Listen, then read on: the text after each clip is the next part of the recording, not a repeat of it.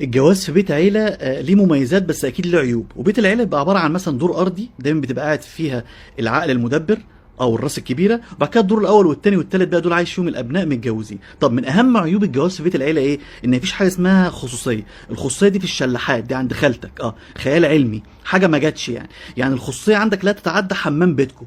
والحمام برضو مش هتلاقي فيه خصوصيه قوي، انت هتخش تقعد في الحمام تبقى سامع اخوك اللي فوقيك، تبقى عارف هو فطر ايه الصبح، فمفيش موضوع الخصوصيه ده قوي. هتبقى مثلا بتطبخ حاجه، مراتك بتطبخ حاجه في الدور الرابع، هتلاقي الدور الاول بتكلم تقول لها بصي شيل البصله عشان قربت تتحرق، انت بتعملي بسله ولا بتعملي كشري ولا مفيش الكلام ده خلاص.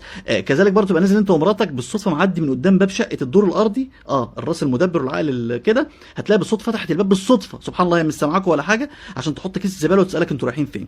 سهرتوا ورجعتوا الساعه 4 الفجر بالصدفه وانت طالع برضه تلاقي الباب اتفتح عشان تسالكم انتوا عملتوا يعني فهي دي الفكره.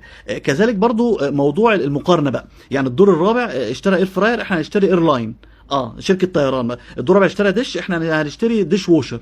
الدور الرابع الثالث مثلا اشترى غساله، هنشتري غساله وغساله اطباق، فاهم؟ عادي حتى لو مش عايزينها، بس لازم. كذلك تكوين الجبهات بقى، يعني كل فتره كانت في المصالح بتتصالح، تلاقي الدور الثاني والثالث كونوا جبهه مع بعض على الدور الاول والرابع في خناقه، والدور الارض دايما بيبقى هو الحكم، ما بيتدخلش في حاجه. بعد فتره تلاقي الدور الاول والرابع والثاني والثالث زي الاهلي وبيراميدز والزمالك والاسماعيلي، قصه كده.